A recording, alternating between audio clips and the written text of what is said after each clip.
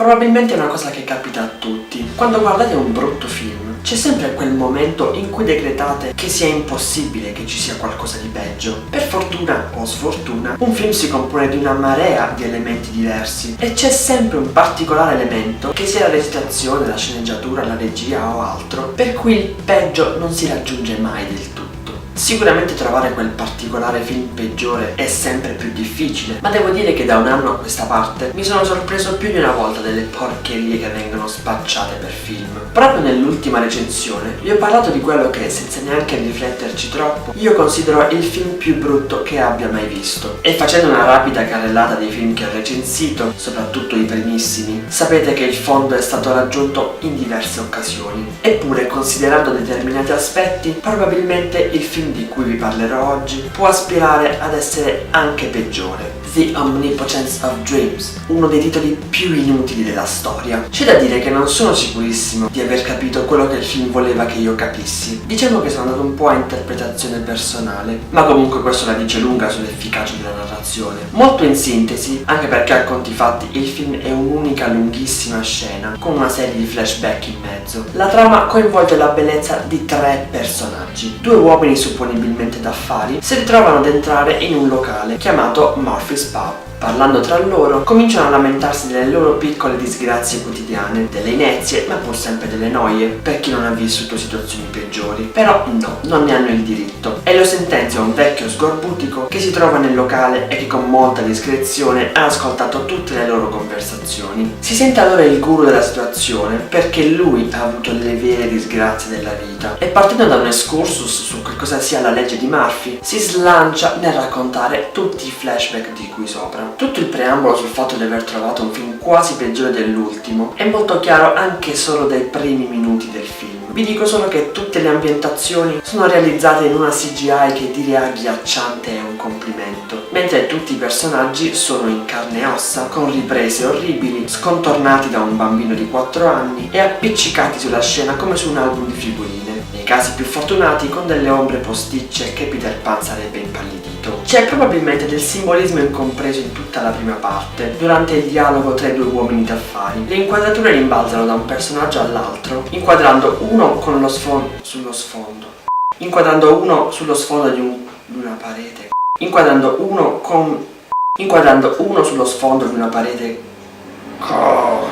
Inquadrando uno sullo sfondo di una parete con una pendola e l'altro sullo sfondo di una grande finestra che si affaccia su dei binari durante una notte buia e tempestosa. Il tutto intervallato dal soffermarsi dell'inquadratura su ritagli di giornale dal dubbio contenuto e dalla dubbia utilità e da ripresa all'inseguimento di una mosca, con tanto di primi piani e zoom. Pura poesia. La storia del vecchio sgorbutico si concentra su alcuni episodi specifici della sua vita che danno prova di quanto non sia semplice sfortuna, ma proprio del trash macabro. In particolare 2 sono stati particolarmente interessanti. In seguito al suicidio del padre a causa della crisi del 29, l'unico episodio realmente credibile di questo racconto, per quanto quello che ci fanno vedere sia che mentre il padre si sta per buttare dal grattacielo, viene colpito da un fulmine verde. Il primo grande trauma del piccolo sfigatello avviene il giorno del suo compleanno. Seduto alla misera tavola della loro misera casa, la sua adorata madre gli prepara una torta con una misera candelina. Il piccolo Eolo, cercando di spegnere la candelina, con un soffio la fa rotolare via verso un lato della stanza su dell'olio per lampade sgocciolato da una tanica che, non chiedetemi perché, si trovava accanto a casse di dinamite.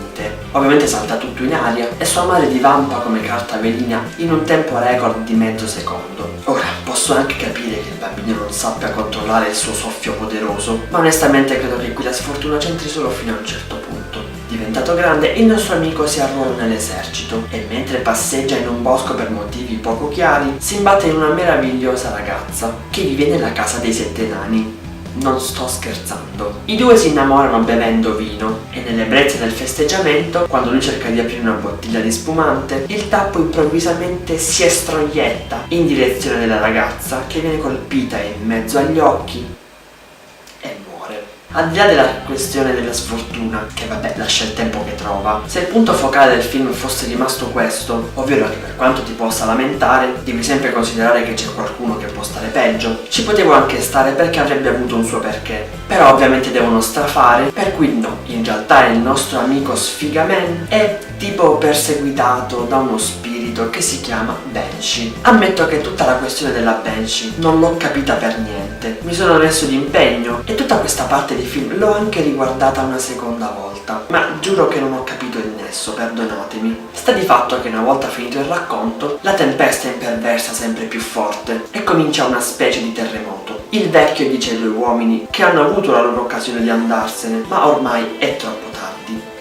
Francamente non hanno avuto nessuna occasione né avvisaglia. Oltretutto era difficile andarsene con lui che aveva piantato il suo pippone raccontando la storia della sua vita. Ad ogni modo la Banshee si avvicina perché sì. I due uomini impazziscono, passa un treno, i due uomini si abbracciano in modo imbarazzante, il treno se ne va, i due uomini scappano dal locale lasciando tutti i soldi che hanno in tasca. Probabilmente loro hanno imparato qualcosa, ma non ce ne frega niente. Io torno invece a soffermarmi sull'ermetico simbolismo degli ultimi istanti del film. Talmente incomprensibile che quello che ho capito io è che il vecchio ha raccontato un sacco di balle solo per guadagnarci dei soldi e vissero tutti felici e confusi. Chiaramente non vi aspettate che la recitazione sia anche minimamente accettabile e comunque se pure lo fosse stata, sarebbe stata contaminata da un contesto di trash in CGI in cui anche Nicole Kidman sarebbe sembrata Olivia di Braccio di Ferro. Onestamente non saprei proprio individuare le ragioni per cui qualcuno dovrebbe guardare questo film, se non per scopi puramente accademici, su ciò che un aspirante regista non deve fare per avere un minimo di credibilità.